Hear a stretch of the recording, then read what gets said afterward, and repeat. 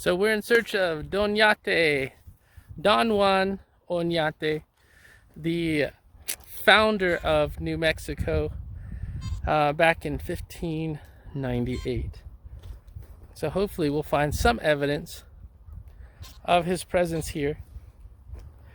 So intriguing to me because he's Spanish, Spaniard.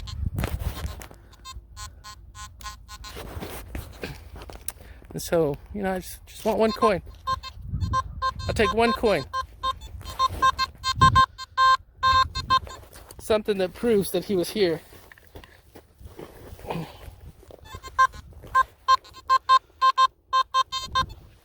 Let's see. And we know that he was here because of the historical documents, so that's not in question. Oh, dang it.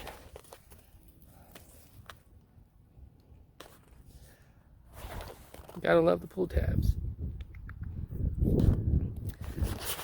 But, I want stronger evidence. I want the treasure. I want the treasure. I've done the Sanchez genealogy. See how George Sanchez? Oh, I see. Okay, I've done the Sanchez genealogy all the way back to the people who came with Onate in 1598.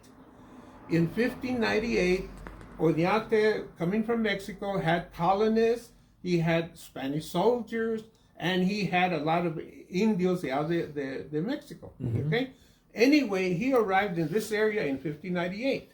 Now, my hobby is doing genealogy, although I'm a retired math teacher. Okay? What I did was go back and I found one of my ancestors that was with the colonists, that came with Onate. Okay, from your knowledge of the area, did Onate and his people stay here in San Eli for a certain amount of time before they moved up? Very little time. They might have been here maybe 2 weeks, maybe up to a month. Uh-huh. They when they arrived here, they had been crossing over. Instead of following the river and coming up the Rio Grande from Texas, what is now Texas, they crossed over the desert. So by the time they got here, they had a lot of, animals with them. They needed water, they needed food and all that. So they stayed here and they found the river and then fish, and, things to eat. Mm-hmm. But they stayed here maybe, I would guess around, I'm not real sure. It's probably written down in one of the, the history books. Right. They might have stayed here, I would guess, between 2 weeks and a month. And then they continued following the Rio Grande River up into what is now New Mexico. Wow.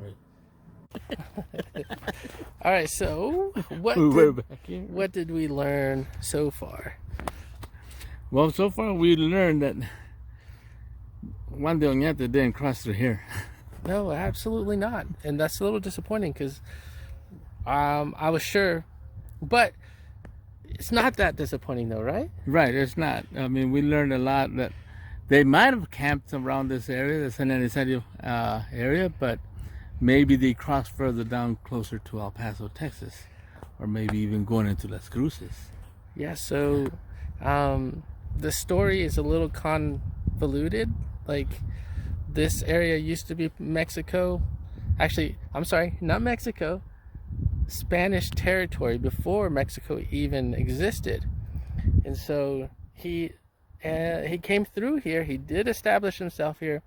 The guide that we met, very nice gentleman, George, he stated that he probably would have been here for 2, 3, 4 weeks just to get settled after coming up through Mexico, and then they moved up towards El Paso.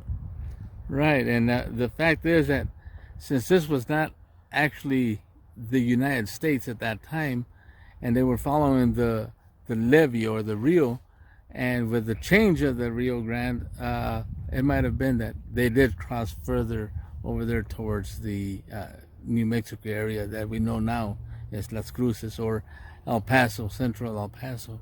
So we don't know, but we're going to keep on digging. I see. Yeah. So it actually, if we went metal detecting out here, it might be hard to find any evidence of Onate. Well, sometimes they find things like, like also, you know, in that trail, when when they're following the Camino Real, you know, it follows the river to just past, let's see, what is that name of that place? Well, I know past Las Cruces. Okay,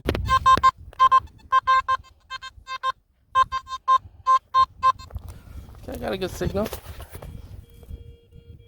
Is that it? Nope. Not sure what it is. It's probably aluminum, to tell you the truth.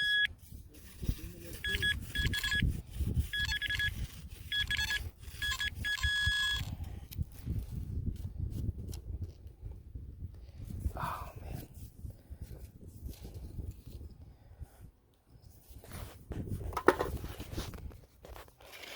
That's it.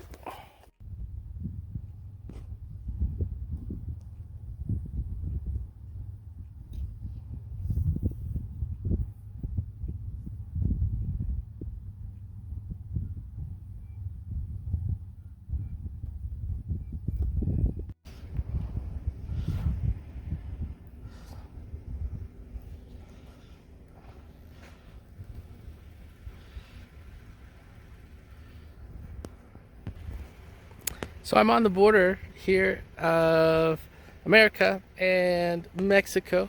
America's here. Mexico's right over there. Literally on the border. And just came across this.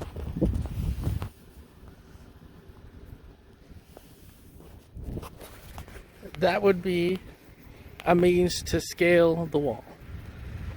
So yeah, probably not a place to hang out. He's, 500 years in the past, and he's long gone. Well, that is true. However, Don Yate's dad was a Spanish king who owned a silver mine, and he dealt in silver. That's how Onate got his money for this expedition. And so, guaranteed, he had his pockets full of silver, maybe maybe gold too. I mean, you could buy gold if you have lots of silver. But I'm expecting that he had carried with him a small fortune so that he can establish his kingdom here in the New World. So that's why. So there, near where UTEP is, near that area is where they crossed the river at that point, the colonists and all that, because it was an easier place to cross. I think the river was over hard rock or something. And before that, they would have too much trouble crossing. So they were on the south side of the river, starting here all the way until they got to El Paso, and there is where they crossed to the north side of the river. Wow. And then they followed that going up. I'm actually on my way to UTEP. Sorry, the road's a little bouncy. I'm on my way to UTEP because UTEP is the site where Don Onate and his, oh my gosh, this is not gonna be good, is it? And his caravan crossed the river from the Mexico side to the United States side, but of course back then it was all Mexico. So well, decided I'm on my search for UTEP and came across this little park. It's called Dunn Park. I've never detected this park before, so figured I'd give it a try real quick. It's a really tiny little park. Check that out. Pretty small. You never know. You never know. I got a good signal right now. Let's see what I got.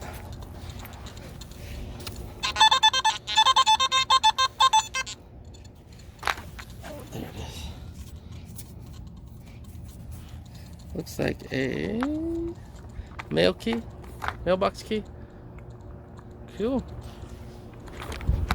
Put that in the finds box. That's a good sign. Tells me that nobody has metal detected this area in quite some time. So Let's see what else we can find. Okay, got a good signal. It's a 90. It's probably a quarter.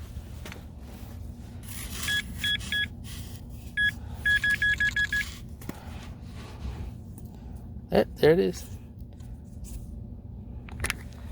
Got myself a quarter. Anything else? Always double check your holes. I got a quarter! And lots of pennies. Yeah, you never know what you're gonna find. All right. So that orange column over there behind that pine, that is their memorial to Don Onate's crossing for the Camino Real. Shut up. I didn't even know why that was there.